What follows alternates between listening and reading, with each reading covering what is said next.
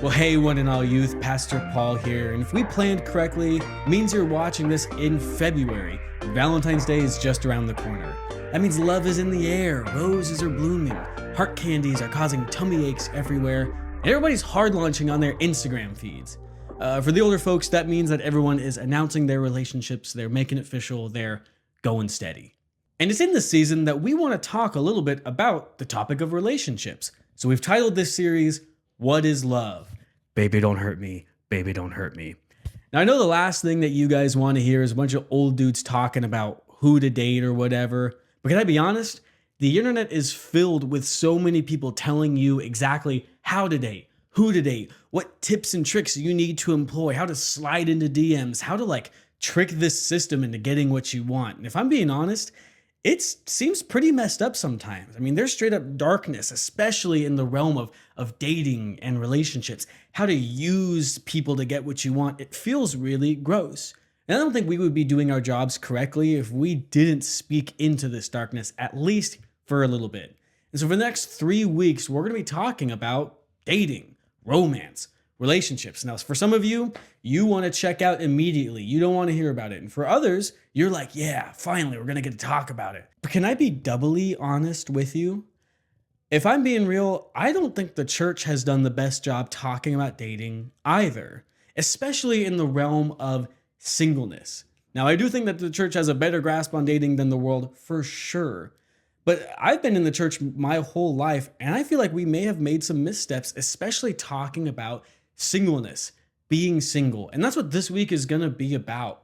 And I think often, especially if you've grown up in the church, you kind of hear singleness as this season you've just got to get through to get to that man of God or woman of God. And your Pinterest is just filled with the perfect wedding and everything that you want. And once I'm done being single, everything will be just fine. And the church, I think, maybe has not done their best job in communicating how wrong that is. And when I say the church, I don't mean this church. I mean kind of everywhere. We treat marriage as the goal, the finish line. You just got to get there, and everything else is just in preparation for getting there. And that's not a terrible analogy, but I think that also really misses out on some of the beautiful things about life. I mean, we read this passage in which Jesus says, "Blessed are the married, for they will inherit the earth. Blessed are the people who have a ring on their finger, for they're the best." Except it doesn't say that, right? It doesn't say that at all. It says, "Blessed are the peacemakers." It says, "Blessed are the meek in spirit." Jesus talks about so much about what it means to follow Jesus, and not a ton of it is talking about how you need to get married. You know how I know that?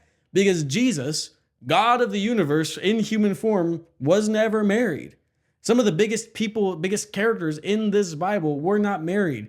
The Apostle Paul, we're going to read his words in just a little bit. I was named after him. He wasn't married. And it does come up, but never once do they say, hey, you're going to be a better Christian if you get married.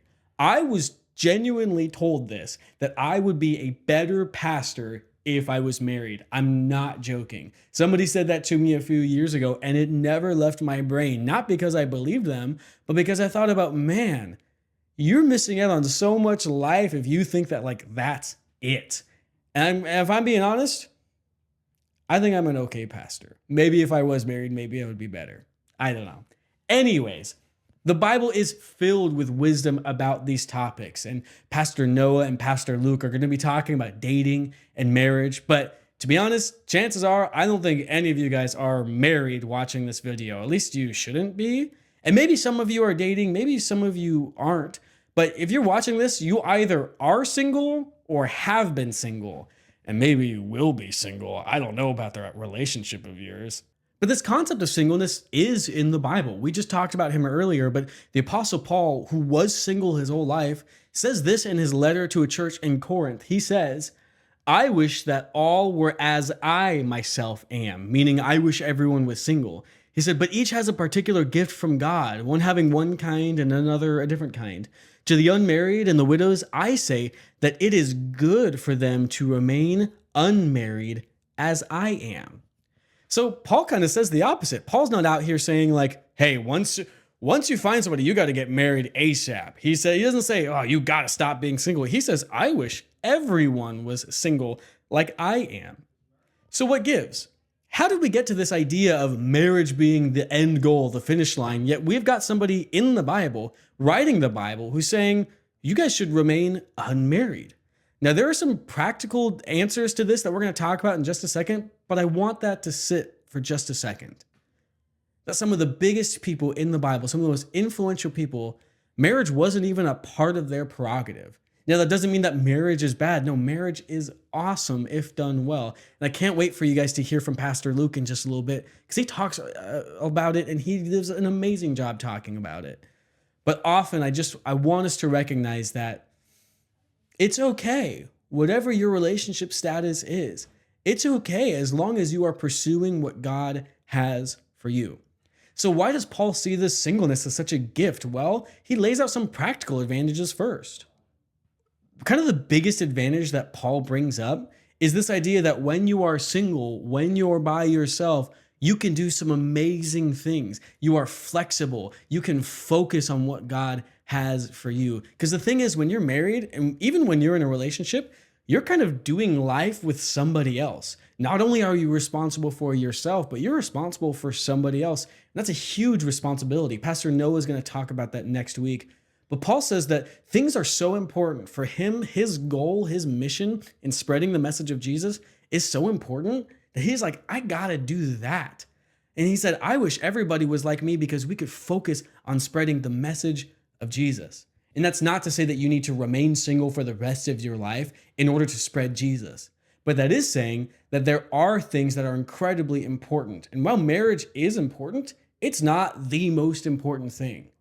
Imagine if you in the future came back in time and said, you do amazing things for the kingdom of heaven. You spread the message of Jesus to an insurmountable amount of people. Like you do incredible, impactful things, but you don't get married.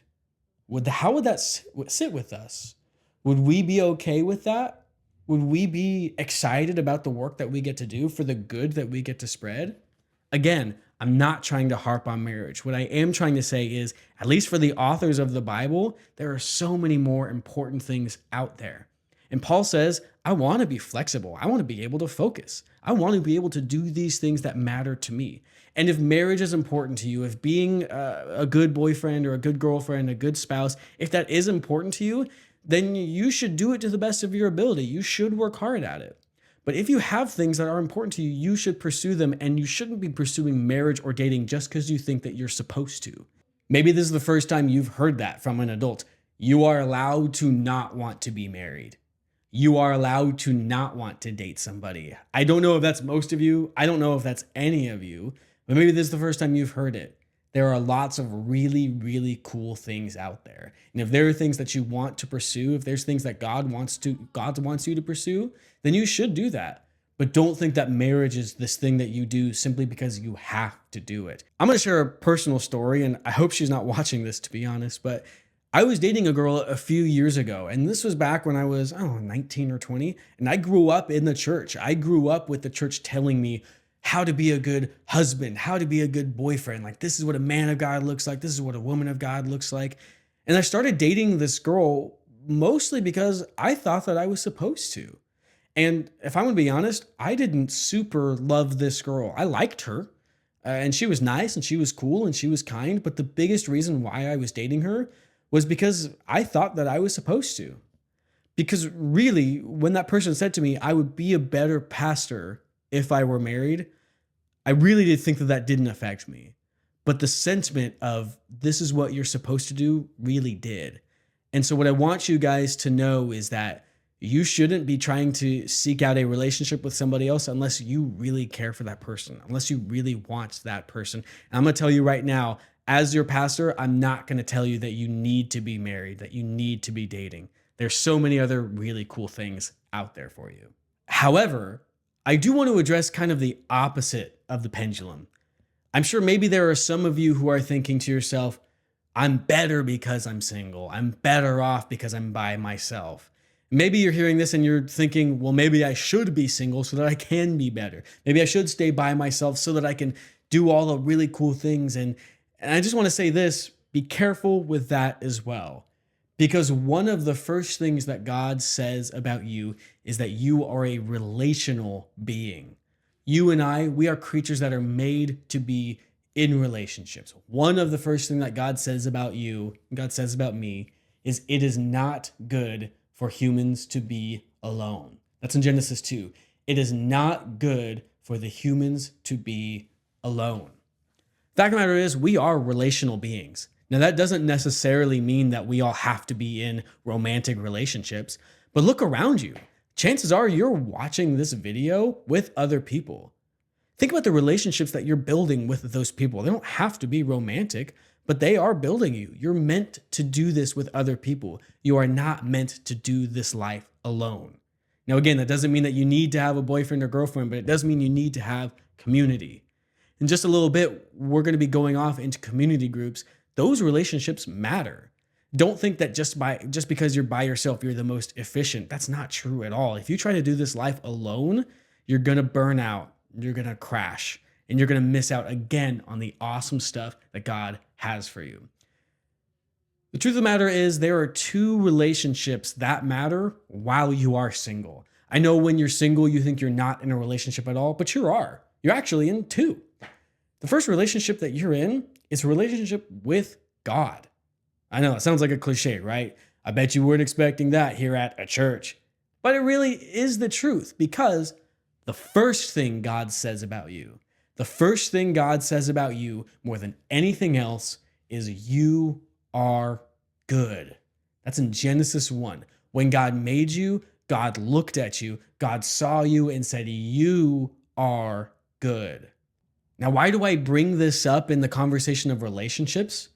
Well, it's because so often we see relationships as a way to give us another identity. We see ourselves as lonely or not cool or low in status, and we think that if we just had a boyfriend or girlfriend, that would fix it. We find ourselves discontent with our relationship status, and we think, well, if I just had a boyfriend or girlfriend, I'd be doing so much better. God doesn't look at you and say, well, if only that guy had a girlfriend, he'd be doing so much better. No, when God looks at you, God sees his beloved son. God sees his beloved daughter. And your relationship status will not change that. It doesn't change how much God loves you. And that brings me to my second relationship, which is your relationship with yourself matters.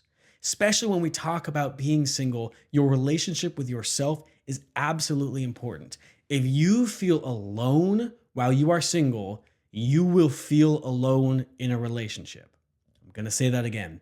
If you feel alone while you're single, you will be lonely in a relationship. How does that work? Because you will always have a void in your heart if it is not filled with God. There's a French theologian called Blaise Pascal who talks about this thing called the God-shaped hole. We have this need in our hearts, in our lives, that only God can take a part in, that only God can fulfill. But often, so many of our sermons and messages are really talking about how we are trying to fill that need with something else. And yes, the next few weeks, it's going to look like romantic relationships. But we're going to spend some time on that, because perhaps you are walking around with this void, this need for God in your heart, and you're looking for the next boyfriend or the next girlfriend to fill that need. You're going to continue to be empty. You're going to continue to have that God-shaped hole if you keep looking at people as a way to just make you feel better. You're going to hurt a lot of people in the process. And so, like Paul says, I wish that you were single. Now, yes, I wish that you were single because you can do a lot of really cool things and you can be able to focus on building something awesome. But also, I wish that you were single until you understand how deeply loved you are by God. Because how many people have been hurt by other people who are just looking for the next quick thing? That hurts people. So when we talk about relationships, when we talk about the void that we have in our hearts, God gives us things that are good. And yes, sometimes that can be a relationship. Sometimes that can be a marriage. Not always, but sometimes. And to be honest, I hope that whatever you are looking for, I hope that whatever you think you need, you find. Either because it's God giving you that need, or because you find that you don't actually need it, that God has something so much more out there. But one of the things that God has given us is community with one another. Again, remember that you are a relational being. And in just a second, we're going to dismiss you guys and you get to go into your community groups and talk about these sorts of things. I'm sure that you guys have had your fill of experiences with romance and dating and relationships, either because you're constantly getting shot down or because you've never asked someone out, or maybe you're dating someone who you know you shouldn't be with.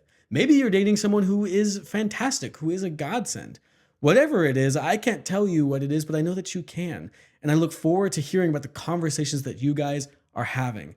I look forward to the progress that you guys make as we begin to find ourselves as created beings, as beloved beings, as God looks at you and says, I love you.